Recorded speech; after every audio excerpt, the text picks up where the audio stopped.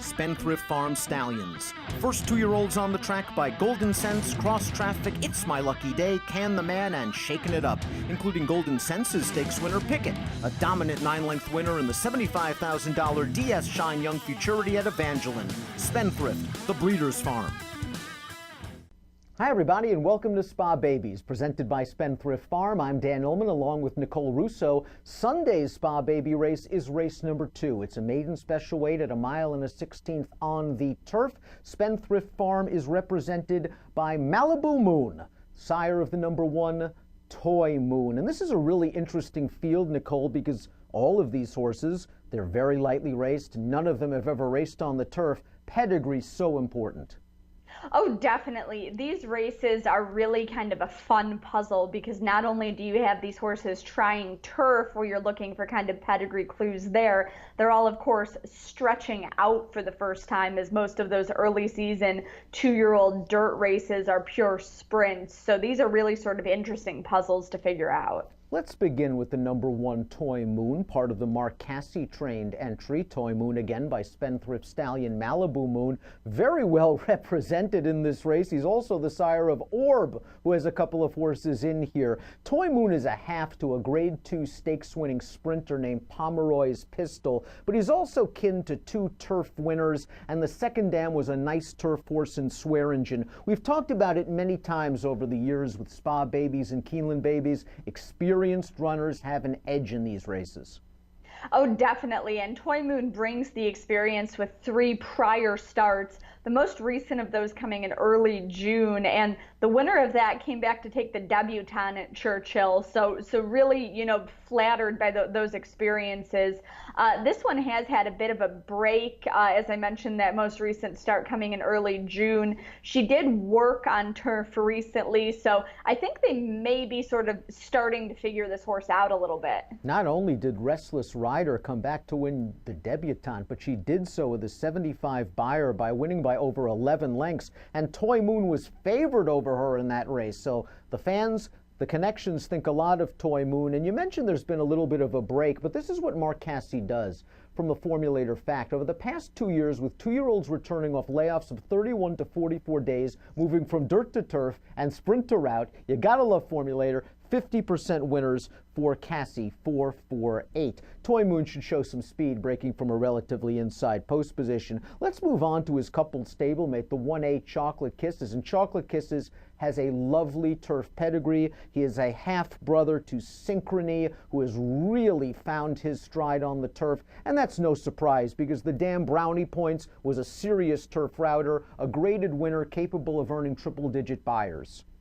Yeah, and Brownie Point's really a nice race mare. Not only was she a graded winner routing on the turf, she was grade 1 placed on dirt, second in the 2008 Apple Blossom to none other than Zenyatta, with another champion in Ginger Punch in third. Brownie Point's a really nice race mare who has gone on to be a really nice brood mare, and Chocolate Kisses second in an off-the-turf Churchill maiden to Blame the Frog, who is running Friday at Saratoga, so maybe get a couple of clues to performance from watching that one. But there was definitely turf intent with this horse, and she finally gets a chance to go on the turf with some more distance, which I think she might appreciate. I agree 100%. The fact that this filly ran so well at that short 5.5 for a long distance makes me think she has some ability, and this is probably what she wants to do going long on the turf. You can certainly make the argument that Chocolate Kisses is the one to beat. The number 2 Rotate is entered for main track only. We don't want to see her. We want to see these horses on the turf.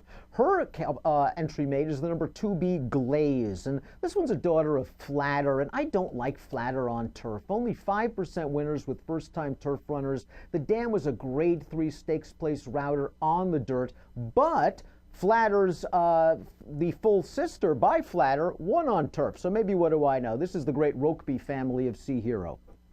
Yeah, and in addition to Derby winner Sea Hero, a lot of turf ability deep in that family. The third dam, who is the link to Sea Hero, is Diana winner Wild Applause. She's a full sister to turf grade 1 winner Hero's Honor, a half to Sea Hero. a half to two-time Diana winner, Flowing Honor, a half to turf graded winner, Coronation Cup. And this family has really continued to turn out good runners for Clavern Farm and longtime partner Adele Dilschneider.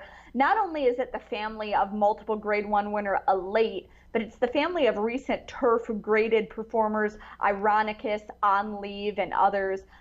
Flatter, definitely not who we typically think of as a turf sire, but there's definitely the ability in that female family. And this one going out for Bill Mott, and those runners definitely tend to improve with experience. This wouldn't be the first time that Mott gave a horse a race on the dirt in preparation for a stretch out on turf. Glaze, perhaps an interesting long shot, 10-1 on the morning line. The 3 draws the rail. That is Sipican Harbor, a daughter of Orb, which means that she is a granddaughter of Malibu Moon. This is a half to Bodacious Babe, a stakes-winning sprinter on the dirt. Horse sold for $260,000 as a yearling, then was a $110,000 RNA back in March. Boy, Orb has done well with turf runners. 17% winners with first-time turf runners, and the dam has already foaled 3 turf winners, so this horse has some pedigree. Yeah, definitely. And, Orb definitely turned out to be a little bit of a hidden turf sire with his first crop last year. Had Orvolution, who won the P.G. Johnson later in the meet, routing on turf from his first crop.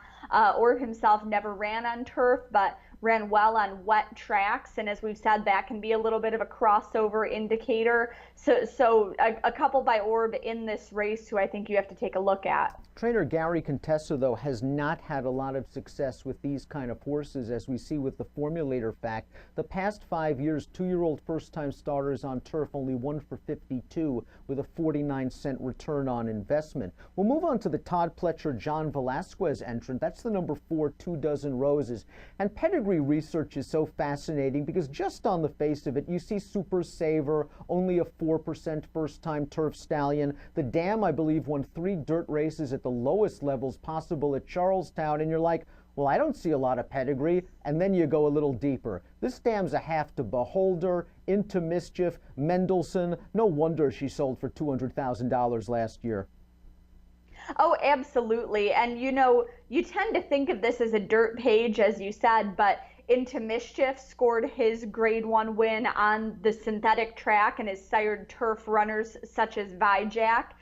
Beholder won on synthetic herself, and Mendelssohn, of course, won last year's Breeders' Cup Juvenile Turf. So there's definitely, I think, some versatility in that female family. 2 Dozen Roses working steadily and working well on the Saratoga turf in preparation for the first outing. It wouldn't be a surprise at all if this Pletcher horse wins first out. The Dam is already foaled a multiple stakes-placed runner on a synthetic surface named Sarah, Her Highness. Ghostly Beauty is the 5. This is a daughter of Noble Mission, and I want you to talk about this stallion because Noble Mission not only had credentials on the racetrack, but boy, was he bred. Yeah, of course, Noble Mission, a son of Galileo, is a full brother to unbeaten 2-time European Horse of the Year Frankel, who of course is now just an outstanding young sire, led all sires at the renowned Royal Ascot meeting last month in England. Noble Mission brought to Kentucky to stand at Lane's End to get some of those lines and some of that Galileo line into the Kentucky market. As we said, a champion in his own right. I do think his runners are going to blossom with distance, with experience. He does have a couple of winners from this first crop of his already, but Noble Mission himself, second in his only start at age 2, absolutely blossomed at age 5 when he was a multiple Group 1 winner and a standout in Europe. So I do think you're going to want to watch these horses, as they get a bit later on in their careers. The number 6 is Aunt Ashley by just that super stallion Uncle Mo. Look at those numbers.